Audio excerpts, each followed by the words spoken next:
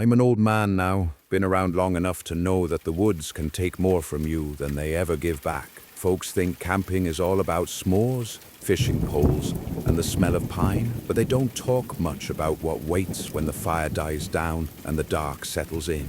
I learned that lesson the hard way back in the summer of '79. 3 of us went out to Harold Parker State Forest. Just boys trying to escape lousy jobs and the weight of real life. We thought a few nights in the woods would clear our heads, but one of us never came back. And I'll tell you this, what we found out there, buried in the dirt, still crawls into my dreams every now and again. When I wake up in the dead of night, I can still see the beam of a flashlight catching on rusted metal, and I can still hear the sound of my old truck's tires screaming against gravel as we tore out of that place, praying we'd never see it again. Some things stay with you, and some things you shouldn't go digging for. It was me, Mark, and Joey back then. 3 old high school buddies trying to hold on to the kind of freedom we thought we'd never lose. Mark worked a desk job at some insurance company, hated every second of it. Joey was busting his back in a warehouse for minimum wage. And me, I was just bouncing between temp jobs, wondering if life was ever gonna turn into something worth remembering. We couldn't afford plane tickets or a road trip across the country, so we settled for something cheaper, a weekend camping trip up at Harold Parker State Forest, just an hour's drive north of Cambridge, but big enough to feel like we were escaping the whole world. I had this old rusted blue hatchback, barely passed inspection, but it ran. That was our ticket in and out. Mark dug his dad's patched-up 2-man tent out of the garage. Joey brought a 1-man tent he'd scored cheap at an Army-Navy store, and we split the rest of the gear between us. Sleeping bags, cooler, tarps, nothing fancy. We left late on a Friday, blasting Born to Be Wild through the busted speakers of my hatchback, windows down, singing like idiots. By the time we pulled into the gravel lot near Berry Pond, the sun was low and the lot was nearly empty. Just us, one other car, and the sound of cicadas buzzing in the trees. I remember looking at that pond in the fading light, water glowing orange, and thinking, yeah, this is exactly what we needed. But I didn't know then how wrong I was. That first night felt perfect. We set up camp by the pond, got a little fire going with newspaper Mark brought, and cooked hot dogs on sticks, washed it all down with cheap beer and laughed ourselves stupid until the stars came out. I remember leaning forward, staring at the flames, thinking, this is what life's supposed to feel like. The next day, we hiked a loop trail around the pond, 12 miles of ridges, rocks, and roots. But the view from the overlook made it worth every step. We sat there munching trail mix, staring at the endless trees, feeling small in the best kind of way. For once, even Mark wasn't complaining about his job. By Sunday evening, though, things felt different. We were tired from another long hike, and as the sun dipped, the woods seemed to swallow the light faster than usual. Back at camp, Joey's tent sat a little ways off from ours, just a lump in the dark. Mark crawled into our 2-man tent first and was snoring within minutes. I drifted off too until something woke me. Cold air, damp, heavy, wrong somehow. When I fumbled for my flashlight, I saw the flap of the tent was unzipped. Mark's sleeping bag was empty. His boots were gone, but his jacket was still there. I checked my watch. 4:30 a.m. He should have been back in a minute or two. Only he didn't come back. Not then, not ever. At first, I figured Mark had just gone to take a leak, but a minute passed, then 2. The woods were dead quiet. No footsteps, no whistling, no crunch of leaves, just silence. I called his name low at first, not wanting to wake Joey. Nothing. Another minute and I called louder. That's when Joey's tent unzipped and his head popped out, hair a mess, blinking at me. "What's going on?" he muttered. "Mark's gone," I told him. "Didn't come back." Joey thought maybe he was sleepwalking. Apparently, he'd done that as a kid. I wasn't so sure, but we decided to look. We circled the campsite, shining our flashlights into the trees, calling his name. The beams cut through mist and shadows, but there was no sign of him. Then Joey spotted something gray snagged on a bush, Mark's hat, the same faded blue one he'd been wearing all trip. We pressed deeper into the trees. Next came his socks, crumpled in the dirt, then his jeans, then his shirt, piece by piece, like breadcrumbs leading us on. And finally, 50, maybe 60 yards from camp, we found him. Or what was left of him. Mark's body lay on the ground, stripped bare, pale as moonlight, and his head, it was gone, cut clean off. For a second I thought it had to be a sick joke, some movie prop, but the blood soaking into the earth told me otherwise. And the way Joey started shouting his name over and over, pacing around the body, refusing to look at it, that told me he knew it was real too. That was the moment everything inside me shifted from fear to pure survival. Joey's voice cracked as he kept yelling Mark's name, like if he screamed loud enough, our friend might just sit up and laugh it off. but I couldn't move. My flashlight trembled in my hand, frozen on that awful sight. The cut across his neck wasn't ragged, it was straight, too clean, not an animal, not an accident. Finally, I grabbed Joey by the shoulders and shook him. "We have to go," I said, though my own throat felt locked up. He sobbed into his hands, but he nodded. We turned and ran, branches whipping our faces, hearts pounding louder than our footsteps. Back at camp, we threw everything into bags without folding a thing. Our hands were clumsy, shaky, but we didn't care. We needed to get out. By the time we piled into my old hatchback, dawn was just brushing the tops of the trees. As we tore down the gravel road, dust kicking up behind us, I made the mistake of looking in the rearview mirror. There, just at the edge of the campsite clearing, stood a shape, a figure, too far to make out clearly, but tall, still, watching. And in its hands, something long, heavy, glinting in the early light. I pressed the gas pedal harder, tires screaming against gravel, desperate to put as much distance as possible between us and whatever was left behind. We hit the main road like a bullet, the old hatchback rattling so hard I thought the wheels would fly off. Joey kept twisting in his seat, looking out the back window, swearing he could still see that figure standing in the dust. "Don't stop," he kept saying. "Don't stop, don't stop." I didn't. My foot was welded to the gas. Every bend in the road felt like the one where we'd find a tree blocking our path, or worse, that same figure standing in the middle of the lane waiting. But the forest finally thinned, and the grey light of morning spread over us. Civilization crept back, telephone poles, mailboxes, the distant hum of a town waking up. Only then did I ease my grip on the wheel, my knuckles aching from how tight I'd been holding on. We drove straight to the ranger station, stumbled inside, white as ghosts, babbling about our friend. The ranger just tightened his jaw and radioed it in. When we took them back out there, the sun was high, the camp looked ordinary, and Mark's body was gone. All that was left was the dirt, trampled and stained dark where the blood had been. And tire tracks, not ours, tracks from a heavy truck. The cops split us up, questioned us for hours. Where had we been? What did we hear? Did Mark have enemies? Our story stayed the same, but the looks they gave us, it was clear they thought we had something to do with it. Forensics came back empty. No prints, no weapon, no body, just those tire tracks, leading nowhere. They called it a cold case, and eventually they stopped calling us at all. Joey moved west a year later, said he couldn't stand the thought of being anywhere near those woods. I stayed in Cambridge, but I fell apart for a long time. Couldn't hold a job, couldn't keep a relationship. Nights were the worst. I'd wake up drenched in sweat, seeing Mark's pale body in the dirt, hearing Joey shouting his name, and always picturing that figure standing at the tree line. And that truck.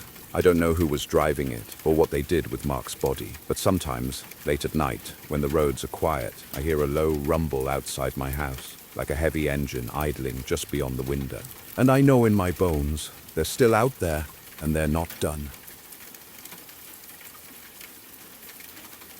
The scream didn't sound human.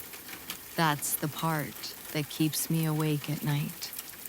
We'd gone into the woods thinking it would just be another trip. Cheap gear, some fishing, a couple of nights by the fire. But the moment we heard that sound, every single one of us knew we'd made a mistake coming here. It wasn't the kind of noise you forget. It was wet, guttural, and dragged out far too long, like something suffering, or something enjoying the suffering. And the worst part? It came from the exact direction my friend Dave had wandered off to just minutes earlier. There were 5 of us that weekend. Me, Dave, Jenna, Rob, and Jay. We'd all known each other since high school, though life had scattered us a bit. This camping trip was supposed to be a way to reconnect, to get away from city noise and jobs, and just be the idiots we used to be. We planned it for weeks. Packed heavy with sandwiches, trail mix, and way too much beer. Rob bragged about bringing a pistol, just in case. Jenna rolled her eyes at him, but she didn't complain when he tucked it into his pack. The drive out was long but easy. We joked the whole way, taking turns picking terrible road trip songs, windows rolled down to let the warm summer air blast through. When we finally pulled up to the trailhead, the lot was empty. Just our car, and a silence that seemed to stretch in every direction. The trail wasn't hard. It wound through ridges and dips, under tall canopies of oak and maple. Every once in a while, a squirrel darted across our path, or a crow called out above, but otherwise, it was just us and the sound of our boots crunching dirt. By late afternoon, we'd made good distance. We stopped at a small clearing surrounded by low rises, dropped our packs, and tore into sandwiches while sprawled out on the grass. It felt good. Like maybe this was going to be one of those trips we'd talk about years later.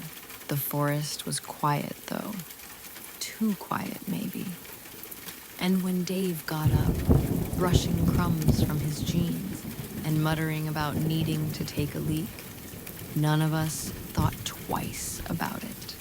Not until we heard him scream. The sound ripped through the clearing like a chainsaw. High, guttural, raw. It didn't sound like Dave anymore. It sounded like something being torn apart. We scrambled to our feet, bolting toward the noise, branches snapping and clawing at our arms as we pushed through the underbrush. Just 30 yards out, we found him. Dave was on the ground, writhing, his hands clawing at his leg. And that's when I saw it. A rusted bear trap. Its jagged iron teeth sunk deep into his ankle. Blood seeped fast, soaking into the dirt. And his face was pale and slick with sweat as he gasped for air. Jesus Christ, Jenna cried, dropping to her knees beside him, her hands trembling over the wound like she didn't even know where to start. Rob started pacing, swearing under his breath, while Jay just stood frozen, staring. I forced myself to kneel, trying not to gag at the sight of flesh torn beneath the trap's iron jaws. The chain was anchored deep into the ground, no chance of pulling it free without tools. The thing looked ancient, like it had been waiting there for decades, forgotten. But there was nothing accidental about the way it was set. It was hidden perfectly under a thin mesh of leaves and twigs, just waiting for someone like Dave to step wrong. And when I looked up, heart pounding, the silence of the forest pressed in on me again. No birds, no wind, just Dave's ragged breaths, and the faint echo of that scream still hanging in my ears. Something about it didn't feel like an accident. It felt like a warning. We hauled Dave back to the clearing, his screams fading to weak whimpers as Jenna wrapped his leg with bandages from the first aid kit. They soaked through instantly, red blooming across the white gauze. "We have to get him out of here," I said. "Now!" Rob pulled the pistol from his pack, holding it low as he scanned the tree line. "I'll cover us," he muttered, like he was suddenly the soldier in charge. None of us argued. We abandoned the idea of setting up camp. There was no choice but to head back to the car and find a hospital. Jay and I hoisted Dave up between us, stumbling as we tried to move fast without dropping him. Jenna stayed close, pressing down hard on his bandages. That's when the first shot cracked through the air. The bullet whizzed past my head close enough that I felt the air shift. Splinters exploded from a tree trunk just feet away. For a heartbeat, none of us moved. Just stunned silence and wide eyes. Then another shot rang out. Bark rained down over us as Jenna screamed. "Go! Move!" Rob shouted, firing blindly into the woods. The report of his gun echoed off the hills, But whoever had taken the first shots didn't stop. The forest erupted in chaos.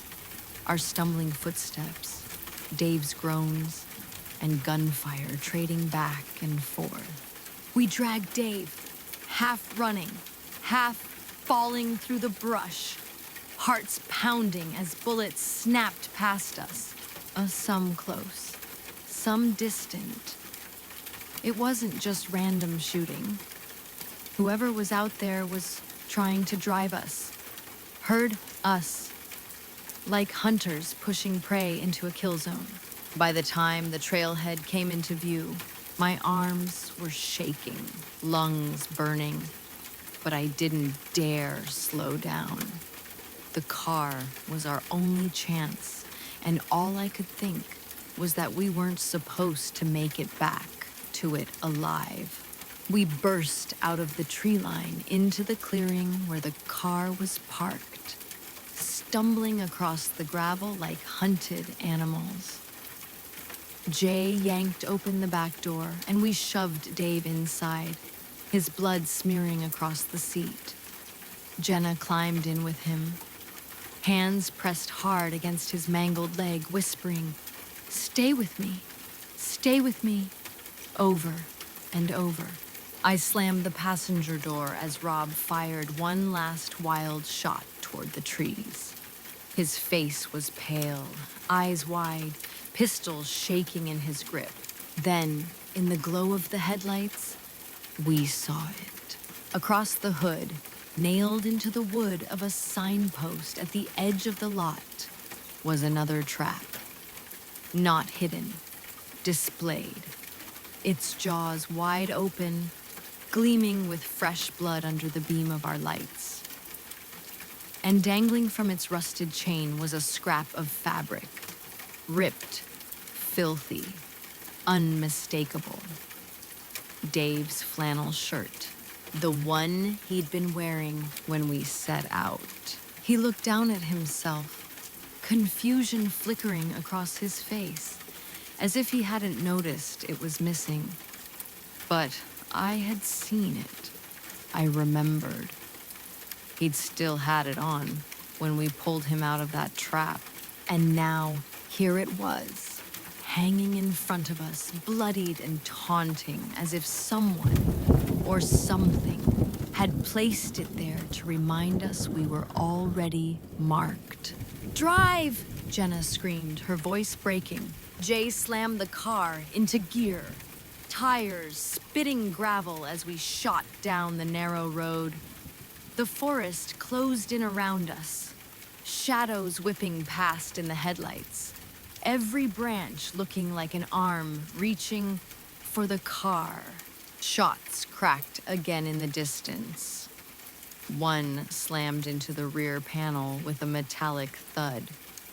Another shattered the back window, spraying glass across Jenna and Dave. She threw herself over him, sobbing, while Rob twisted in his seat, firing out the window even though he couldn't see a target. "Faster!"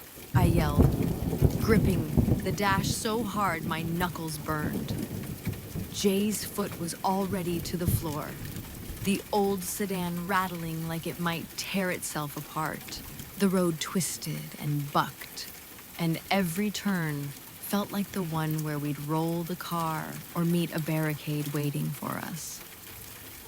My ears rang with the sound of gunfire, the screaming of metal on metal, Jenna's cries, Dave's groans, and then silence. After one last corner, the woods seemed to fall away, the road leveling out, the shots fading behind us.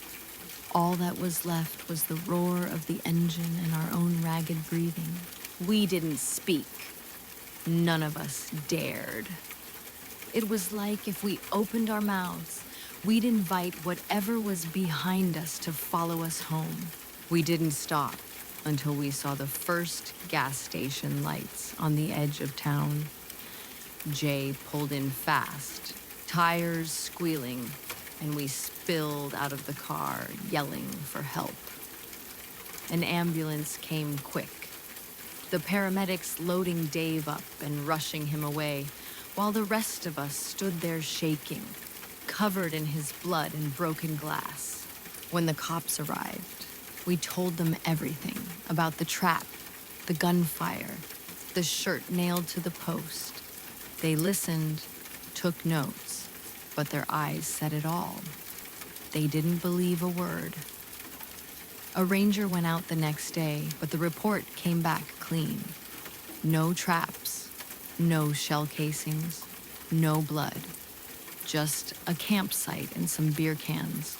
Dave's parents called the department over and over, demanding answers. Nothing. Eventually, the case was dropped, chalked up to an accident in the wilderness. But I know better. We all do. Sometimes at night, I wake up sweating. Sure, I can still hear it. That scream, raw and broken, echoing from the trees. And worse than the sound is the image of that trap nailed to the post.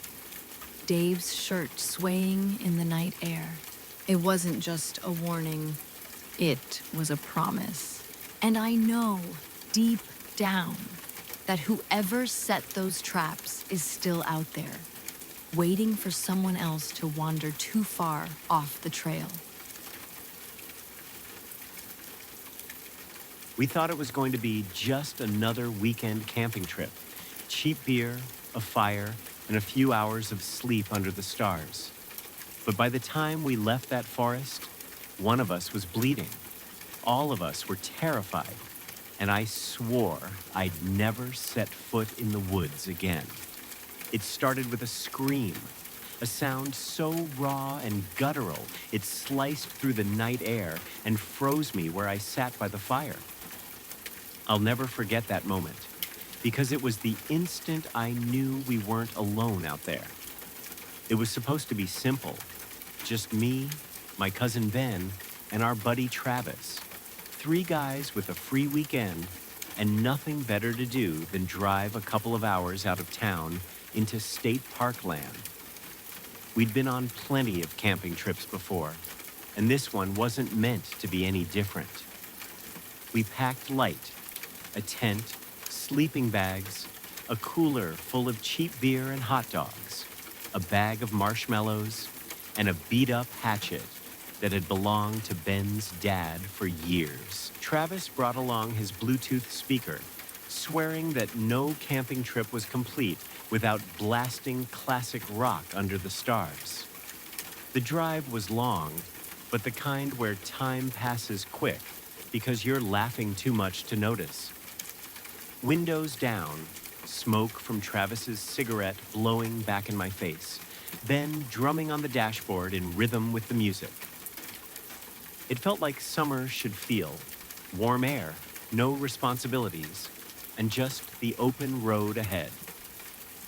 By the time we pulled into the gravel lot at the edge of the park, the sun was low. We picked a site near a shallow creek that wasn't on the main trail map, figuring it would give us privacy. The ground was soft with pine needles, and the trees were thick enough to muffle the wind. When we set up camp, it felt cozy, almost too perfect. That first night was fun. We ate hot dogs charred black over the fire, drank until the cooler was half empty, and laughed at dumb stories we'd told each other a dozen times before. The air smelled of wood smoke and pine, and the flames threw just enough light to keep the shadows at bay. It was the kind of night that made you forget about work, rent, or anything waiting for you back in town. But even then, before anything strange happened, I remember noticing how quiet the forest was. No crickets, no owls, no sound of rushing water from the creek nearby. Just us, the fire, and a silence that felt heavier than it should have. The first strange thing happened just after midnight. The fire had burned down low, glowing more than flickering, and we were sprawled out around it, half drunk and talking about nothing important. That's when Ben froze, mid-sentence, his head cocked like he was trying to catch something. "Did you hear that?" he asked. Travis groaned, threw a pine cone at him, and told him to stop being paranoid. But I had heard something too. Faint, sharp, like metal snapping under pressure. Not close, but not far either. Somewhere out past the creek. I told myself it was probably a branch breaking under its own weight, but the air felt heavier after that. The smell of smoke seemed stronger, the shadows darker. We sat a little quieter, letting the silence grow until Travis finally laughed it off and cranked his speaker again. Half an hour later, it happened again. Not a snap this time, something more deliberate. A clang, like steel striking steel. This time, we all heard it. Ben grabbed the hatchet, turning toward the trees, while Travis tried to act tough, but kept glancing over his shoulder. I clicked on my flashlight and shined it toward the creek. The beam caught nothing but mist hanging over the water. We argued about whether to check it out, but in the end, the fire and the beer made us lazy. We convinced ourselves it had to be something logical. A hunter, maybe, or some leftover piece of old equipment from a park ranger. But later, when we finally crawled into the tent, I couldn't shake it. That sound didn't fit. It wasn't random. It had rhythm, like someone working, hammering, building, out there in the dark. Sleep didn't come easy. Every time I closed my eyes, I swore I could still hear faint echoes of that metallic clanging, carrying through the trees. At some point, I must have dozed off. But when I woke again, the tent was damp and cold, the air thick like a storm was coming. Ben was already sitting up, his silhouette stiff against the dim nylon walls. "Someone's outside," he whispered. I held my breath. At first, I thought he was joking, just trying to get back at us for brushing him off earlier. But then I heard it too. Slow, deliberate footsteps circling the tent. Not an animal. Too heavy. Too steady. Travis stirred and muttered something, but Ben clamped a hand over his mouth. We sat there frozen, listening as the crunch of leaves moved closer, then paused, right beside us. Whoever it was just stood there. No breathing, no movement, just stillness. Ben reached for the hatchet. My hands shook as I fumbled for the flashlight, but before I could click it on, a sound cut through the silence. A long, low, dragging noise, like metal scraping over rock. It trailed away into the woods, fading until all we heard was the pounding of our own hearts. We didn't sleep after that. At first light, we stumbled out of the tent, expecting to find nothing. But the ground around our campsite was disturbed. Patches of pine needles cleared away like someone had been pacing in circles. And near the creek, we found it. A trap. Rusted, jagged, its teeth smeared with fresh blood. Not ours, not from any animal we could see. Just blood, dark and wet, dripping into the dirt. Travis cursed under his breath. Ben's knuckles went white around the hatchet, and I felt my stomach turn. The park didn't allow hunting, and besides, who still used traps like that? We wanted to leave right then, but the car was parked a good mile down a service road.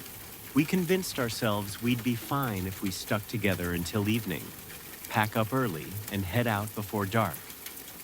But the forest had other plans.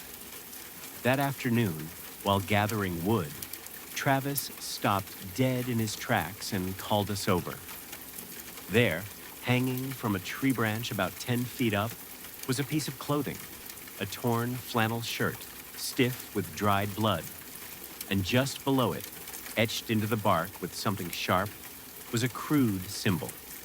2 uneven crosses, one over the other, carved deep into the wood.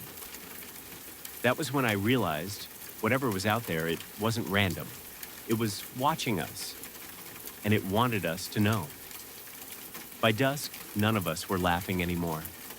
We sat by the fire in silence, eyes constantly darting toward the tree line. The woods felt wrong, too quiet, too still, like everything alive had already fled. Then, just as the last light drained from the sky, Ben's flashlight beam swept across something near the creek. At first, I thought it was just another log. But when we stepped closer, my chest went tight. It wasn't a log, it was another trap. This one wasn't rusted. It was new. Its teeth gleamed in the light, polished, sharp, waiting. And clamped inside it was a deer's leg, freshly severed, the fur still wet with blood. The worst part wasn't the gore. It was how carefully it had been placed. The trap wasn't hidden. It was staged, set where we couldn't miss it, as if someone wanted us to see. Ben swore under his breath, backing away, but Travis leaned in, his face pale, whispering, "This wasn't here this morning." And he was right. We had walked that same stretch of creek a dozen times. The trap was new. The leg was new. As I shined my light further downstream, I froze. There were more. 4, 5, maybe 6 traps, all in a line, each one baited with something worse. Ribs, hooves, entrails, like a grotesque breadcrumb trail leading deeper into the forest. And etched into the rocks near the water's edge was the same symbol we'd seen carved into the tree. 2 uneven crosses, one over the other. That was when it hit me. Whoever was out there wasn't just hunting animals. They were hunting us. Ben was the first to move, muttering that we needed to get out. Now. We didn't argue. We grabbed what we could carry in one hand and left the rest, sprinting toward the dirt road where the truck was parked. The forest swallowed our footsteps, but the sound behind us was louder, the metallic snap of traps being triggered in the dark, echoing through the trees. Once, twice, again. It was impossible to tell if it was the wind, an animal, or someone deliberately setting them off as they followed. Travis stumbled, nearly dropping the flashlight, and I grabbed his arm to steady him. Ben kept glancing over his shoulder, hatchet raised, but the beam of his light only caught shadows shifting between the pines. Half a mile felt like 10. By the time we saw the faint glint of the truck's windshield through the trees, all of us were gasping, soaked in sweat despite the night chill.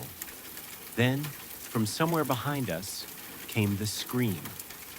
The same guttural, primal sound I'd heard the night before. Except now it was closer. Too close. We didn't wait. We piled into the truck, doors slamming, locks clicking. I twisted the key, praying the engine wouldn't stall, and when it roared to life, Ben shouted for me to drive. Gravel spat from the tires as we tore down that service road, the forest falling away into blackness on either side. None of us looked back. Not once. We didn't stop until we hit the highway, the truck rattling like it might fall apart under my hands. Only then did we slow down, gasping, half laughing in that way you do when you've survived something you don't fully understand. But none of us really believed we were safe. When we finally made it back to town, Ben wanted to go straight to the police. We told them everything about the traps, the blood, the screaming. 2 officers took a report, nodding along, but I could see it in their faces. They didn't believe us. They said they'd send a ranger to check the site. But that was the end of it. Weeks later, Ben called the ranger station himself. The answer he got was simple. They found nothing. No traps, no shack, no blood, just a fire ring and some beer cans left behind. Like we'd imagined the whole thing. But I know what we saw. I still dream about it. The deer's leg, the line of traps glinting in the dark, and that symbol carved into stone. Sometimes I wake up at night thinking I hear that metallic snap, sharp as a gunshot, echoing through the trees outside my window. And every time I close my eyes, I hear that scream again. Closer, louder, like whoever or whatever it was is still out there, waiting for us to come back. And I swear to you, I never will.